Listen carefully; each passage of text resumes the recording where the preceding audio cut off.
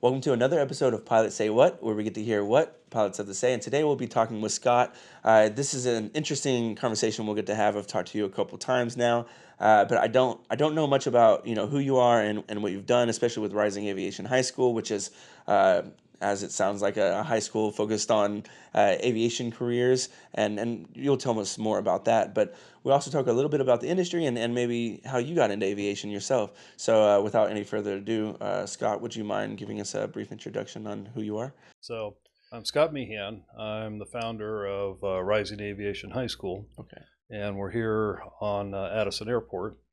So about me, this is my fourth career. Okay. So I started my career in the government, and then I moved into industry in the aerospace side of things, and I was in aerospace for 35 years. After that, I started a software company where we did 911, computer-aided dispatch, command and control, police records, mobile data systems, and sold that company. Okay. And then I went into the education business, and we started a charter school in Arizona for dropout recovery, at-risk kids. And we still have that school today, and so we started off with 102 students, and we have about 3,000 students in Arizona right now that are in that program. Moved to Dallas, and during COVID, really wasn't doing anything like everybody else. Right. And one of the critical industries that was still operating was flight schools. Mm-hmm. So called thrusts, and always wanted to fly. That had always been my dream. Right. Aerospace was fine, but that's not aviation. Right. Exactly. I wasn't going into space, with the satellites. Uh-huh. So took my flight lessons, and the first lesson, I'd been in the small planes before, but I hadn't been in working with at-risk youth. Okay. And it just hit me that if you put a kid in an airplane, it's life-changing.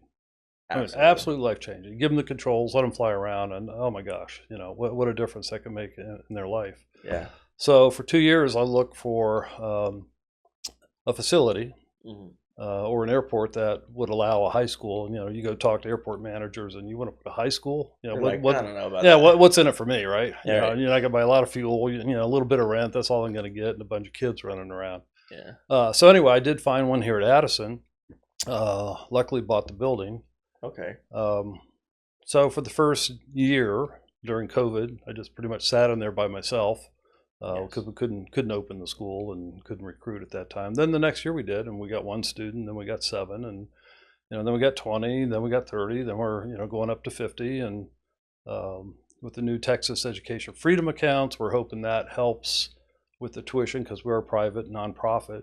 Mm-hmm. So we expect to be 100 students before very long. That's pretty exciting. Yeah.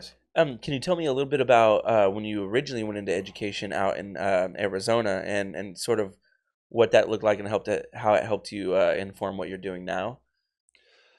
Yeah. So it's an interesting concept. It was one of the first schools that used computer-based education. Okay. So we started in 1999, 2000. Mm-hmm. So it was still pretty early, and with the kind of students that we serve, our typical age is 18 and 19 years old. Okay.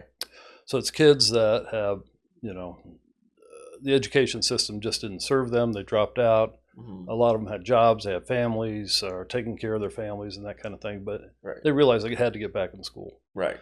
So, so the model of teaching and providing the education was much different than go sit in class for 50 minutes for every class you have to take. So it's based on content mastery. So Okay. if you could get through a history class in 2 weeks, great.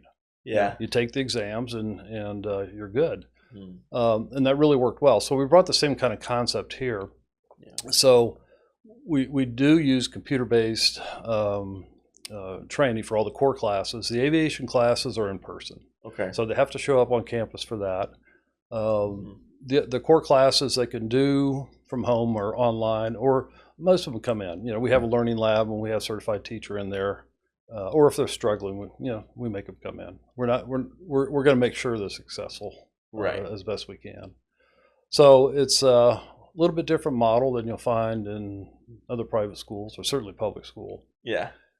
And the fact that we are private, we can serve things in aviation where a public school, they're not going to get to buy an airplane. They're not going to get to, I mean, the board and, they think the liability, yeah, well, you want to buy an airplane and do what? Yeah. That we can do. And with the flexibility of our program, if we have a nice day, the kids can go fly, get the 2 hours in, come back, and then continue their work. Right. So it really provides a lot of opportunity for them to do that. That's really awesome. Okay, and I've been over there at the Rising Aviation School. I love what it looks like you guys are doing over there. Although I still didn't really have a good understanding of it until recently. Maybe. Can you tell me a little bit about? Does every kid that comes through the school, do they have a desire to fly? Is it the aviation that brings them there? Is it, and do they fly? First, every eighth grader that wants to come in, they want to be a fighter pilot, right? Right. That's what they're thinking, right? Yeah, I'm going to be a fighter pilot no matter what. But Yeah. we offer 3 tracks. So the private pilot, and some go on to instrument and commercial, whatever. It just depends how fast they can get through it. Mechanic. So we provide the first of 3 phases of becoming an A&P, and that's the generals. So once they get through the generals, and they come over to thrust maintenance, for instance. Right. And within 6 months, they can graduate, and then 6 months out of high school, then they're going to making a 6-figure salary as a A&P. It's pretty amazing. That's really awesome. Actually. Then we also have the drone pilot. Okay. Which is, we're still developing that, and the industry is still developing. But then there's just plenty of other opportunities in aviation. I mean, think of a trade, think of a job. It's available. So we had one young man that graduated last year, and now he's the lead ramp agent down at DFW for a private corporation. That's awesome. We have another one that he's in aircraft detailing. Okay. At Love Field. Right. So they're working on Gulfstreams and some really high-end stuff. Yeah, absolutely. It just gets them in the industry, it sounds like to me, and I think high school doesn't prepare you for that sort of thinking, or towards an industry. No, so we're a STEM school, so we call it STEAM, so science, technology, engineering, aviation, and management. Okay. So they get all of that, but through the lens of aviation. Okay. And they don't have to go into aviation, right. But they develop these skills that prepares them for just about any kind of job. Yeah. But more important from the STEM is the soft skills that they develop. And that's not really thought of too much. But you think about it, we've got 15, 16, 17-year-old kids that are flying airplanes by themselves. I mean, it's usually scary to their parents, but once they get out and do it, or they're building airplanes. So we're building a RV-12 in the maintenance lab. Awesome. Or engineering drones and competing in drones and that kind of thing. So they learn communication, and communication is not only talking but listening. Right. Right. I had to learn that skill at some point in my life. Yeah. So actually, listening is probably more important than the talking part, and that's really critical to the learning. Then there's adaptability. Particularly in aviation, you have to be able to adapt to make sure that everything that you're doing is geared towards safety. Right. There's teamwork. Everything is about teamwork. Nobody works on their own in aviation. So a lot of our exercises in the school and the things that they do are teamwork oriented. Right. Then there's leadership skills. Right. And resilience. So as you know, one thing you will do as becoming a pilot or mechanic, whatever, you're going to have some failures. You're going to have some hard times. There's going to be some hard knocks. Yeah. But you just need to keep going. You just need to keep showing up. Right. And doing it. And they learn that. I've seen, and that's a lot of the conversation we have on this podcast with a lot of the pilots and CFIs and students I've talked to. A lot of it comes down to what resilience really looks like and what failure really looks like and how to move past it, because people think that failure is just ultimate, but it's typically you just got to keep learning how to move on. Yeah, and it's not really failure. It just gives you another opportunity to excel. Exactly. Yeah, it's another door. Yeah.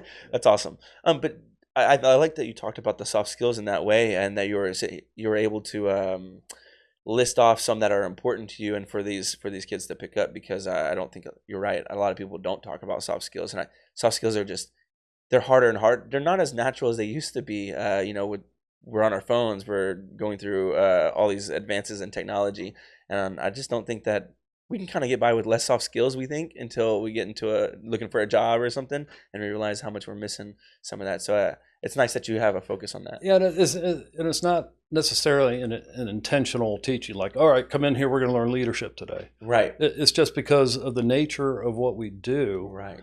through observation and necessity, you know, the leaders emerge, or they learn to be leaders, or they learn to be adaptable, or team members. It just comes naturally in the environment that we're in. And I guess that's and that makes sense. But it sounds like that stems from the idea of the fact that you're running a high school that has a focus other than maybe.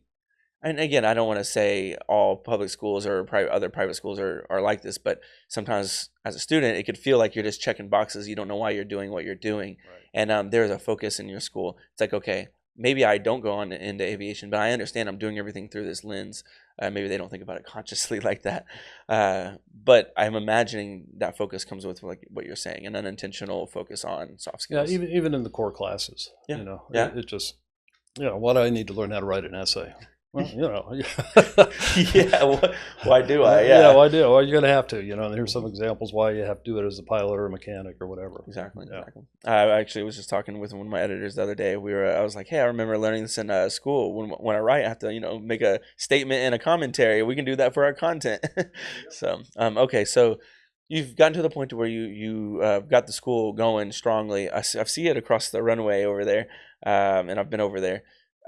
What's something that you're kind of working on now? And I mean, you talked about soon we'll be at about 100 students or something like that. Is there anything else on the horizon for you? Well, for the school, we're continuing to improve the facility, as we do every year. This past year, we added a maintenance lab where we're doing the aircraft build. Okay.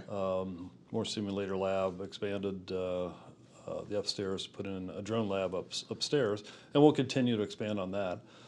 We're also considering adding a hangar on our ramp, and the hangar would be used to support our new Rising Aviation Flyers, which is our nonprofit flying club. Okay. And it's specifically for our students, for alumni, and depending where we go with it and how popular it becomes, we may open it to other high school students. There's other AOPA, you can fly programs throughout the Dallas area and throughout Texas. And the goal is to provide an affordable way for students or new pilots to fly and to continue building their hours. Right. Yeah. Okay. Okay.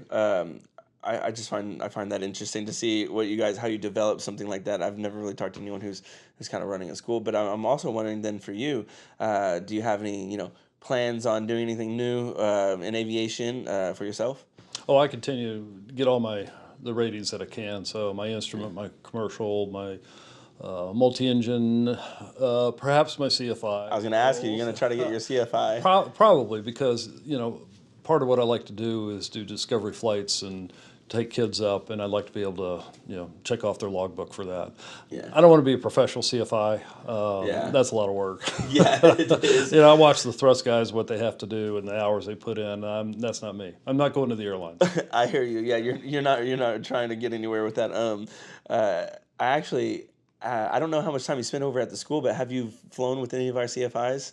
Oh, yeah. Yeah, all the time, right? Oh, yeah. Well, Okay. I did my initial training with them, and I'll get on the phone and I'll call, hey, you want to fly tomorrow? If they don't, I'll go down the list. So, yeah, I got a list of CFIs I'll call. That's awesome. Absolutely. So let's zoom out a little bit. What's sort of your motivation? I mean, I know you said that you wanted to get involved with aviation now that you have a little time on your hands, but then you went ahead and started an entire school to kind of do that. Did you not just want to retire or anything like that? No, something's wrong with me. I can't retire. I always have to be doing something. So, Yeah. In life, there's kind of three phases. There's learning, which is a phase that never ends. There's earning, which ends when you buy airplanes. And then there's giving. So I'm in the giving phase and giving back, and working with youth and seeing their successes and seeing what they could do. 15, 16-year-old doing things that adults have a hard time doing, and they're doing it exceptionally well. Right. I mean, these kids are amazing. So it's just satisfaction.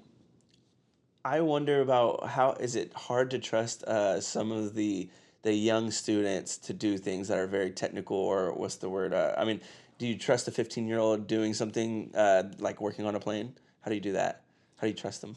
Uh, well, They're capable. I mean, yeah, there's checks, right? yeah. And there's FAA tests, and there's things that have to go through. So our maintenance instructor, he's a retired AMP from Southwest Delta Air Force, and one of the best. And same with our flying and CFI, our aviation teachers. She's a CFII. She's certified Texas educator. Okay. Which is hard to find, right? Yeah. You just don't typically, hey, you're a certified teacher and a CFII and work with these kids. Yeah. And then, so no, it's, I could hardly program my phone. I call a kid, right? Right. Yeah, Exactly. so, and it's so technology oriented now that no, I have no problem with them. They pick it up really fast and they're really good at it. Right. And I asked that not to necessarily imply that you can't trust a 15-year-old, right? But that I think that maybe the Oh, it's opposite is not, that. maybe it's not trust. It's, do they have the skills Right, to it? Yeah. exactly, and I think that that's my would be the point is that people will often think about it in terms of trust, but anyone can acquire a skill. Well, I'll give you an example. Our maintenance students, they got invited to go to Verticon, Okay. and at Verticon there's a maintenance competition, and we have a team, Yes. and we have a really good team, and we're competing. There's only one other high school; the rest are military, airlines, MROs. So they're against adults, and the times and the practice that they're putting in, they're going to be pretty successful. Yeah. So we'll see. Okay. We'll see. I'm But excited about that. but very they had to. It's been very very intense, and they had to be dedicated to do this in terms of preparing for it.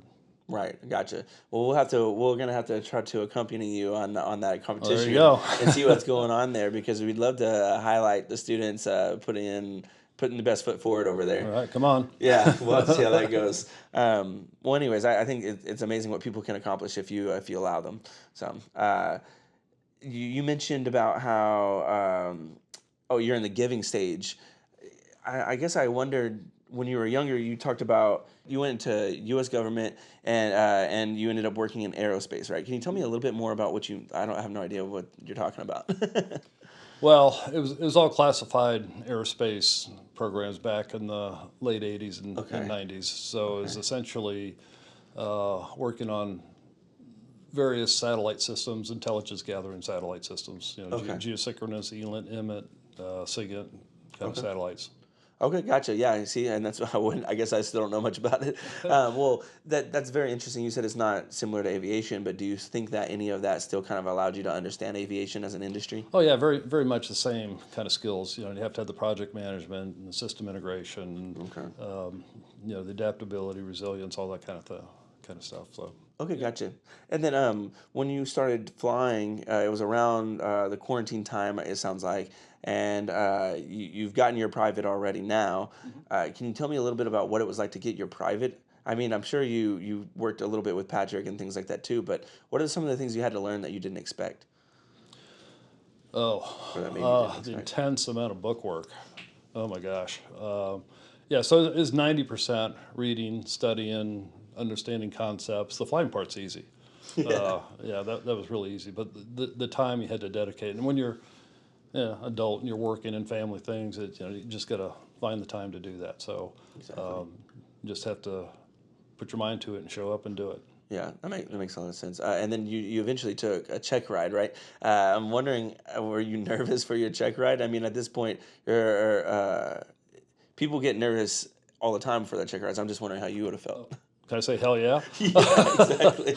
Yeah, absolutely. When was the last time you were that nervous about something?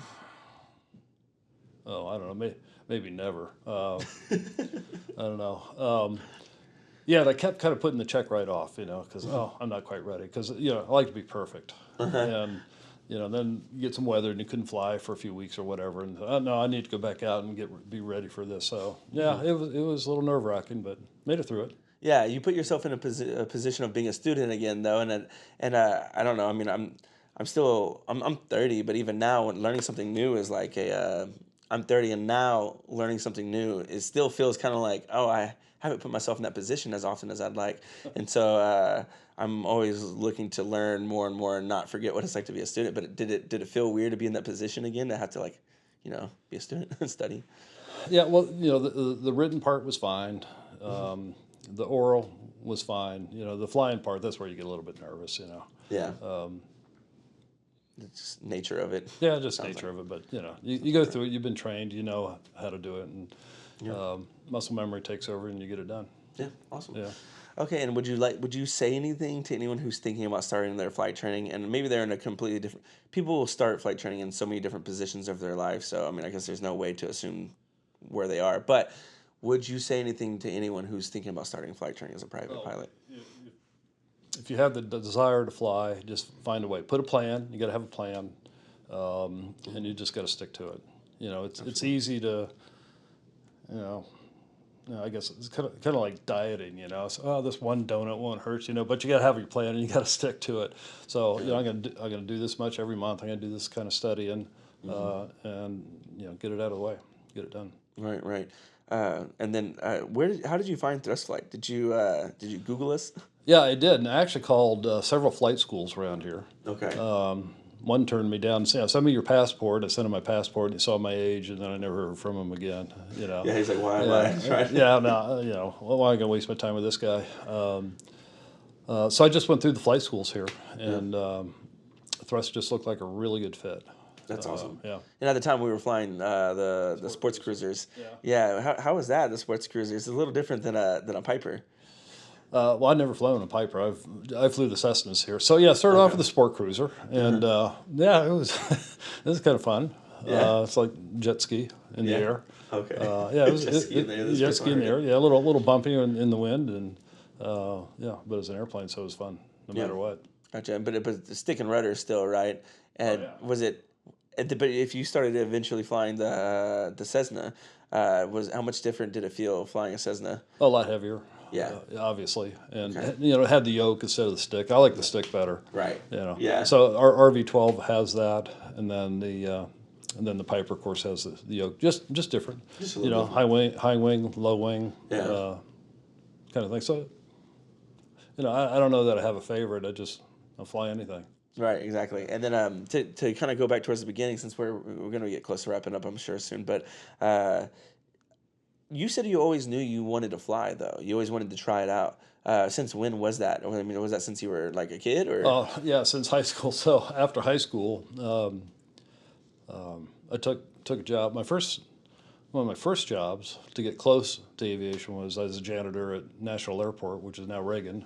Right. And it was just get there and then see if I could figure out how to get into aviation. So That's cool. then I was one of when after the terrorist attacks back in the 70s and that kind of thing. So I was one of the first security people that did the baggage checks, like TSA today. Okay. But we didn't have X-ray machines. You had to go through everything by hand. Wow, that's kind of weird. Yeah, it was pretty weird. And then the customs agents were the security guys there, and then all that changed, of course. Yeah. But then I got my dream job as an aircraft fueler. Yeah. So I was making union wages, and then the oil embargo hit. And I know you don't remember that, but everybody got laid off, and that's where they had gas lines for miles and that kind of thing. So then I went back to this is Washington D.C. where I grew up. And then I got a job out at Dulles Airport as a janitor out there. Okay. And then did that for a while. Yeah. And then I had to give up and go get a real job. Yeah, you're like, well, I guess I'm not getting anywhere past that. But you were making a little attraction, it seemed Yeah, like. I wanted to get with the airlines. Anything with the airlines. Get on the ramp. Yeah. Because I had some friends that did that, and they're good jobs and good paying jobs. Yeah. And it would have been great. So it's just really, really hard to get in the airlines, to get in the unions, and that kind of thing. And it's a little bit more accessible these days. It seems like now, especially with schools like I don't know, AMP student and our flight students, they're finding ways. Yeah, in just by it seems to be, and of course the industry is much, much bigger. Yeah, exactly. Uh, but so at what point, I mean, was there certain points in your career where you thought, man, I'd really like to go at least learn to fly for as hobby wise, or did the career of it kind of haunt you a No, little no, I bit? had to get kind of put that in the back burner, and Yeah. just look at the airplanes that got by. But the time raising a family, just trying to survive. Yeah. Well, you see that you've done well, so. Yeah, well, gotta. If you work hard, you get lucky, right? Right, I guess so. I like the way you put that. And that's what I think too. I actually I think I wrote about that recently with one of my friends. We were talking about it. But okay, well, Scott, I think we've touched on a lot of different things. Is there anything that you'd like to say that you haven't yet about, about to young people, especially maybe someone who might come to your school? What would you say to them to know about your school? Look at the possibilities. I mean, I think a lot of people hear about it and say, "No, no, I don't want to be a pilot." Well, you don't have to be a pilot. You don't have to be a mechanic. You don't have to fly drones. But the things you learn, the skills you learn, the technical skills and the soft skills that we talked about, just make you better student all around, and a better employee. And I just think when employers look at that, and as we build our reputation, so you went to Rising Aviation High School, Right. so you must be good. That's what we're trying to achieve. Yeah. Okay, great. Thank you. Thank you again for joining us on this episode of Pilots Say What, where we get to hear what pilots have to say. And maybe we'll talk to you again here pretty soon, Scott. But thank you for everything you're doing.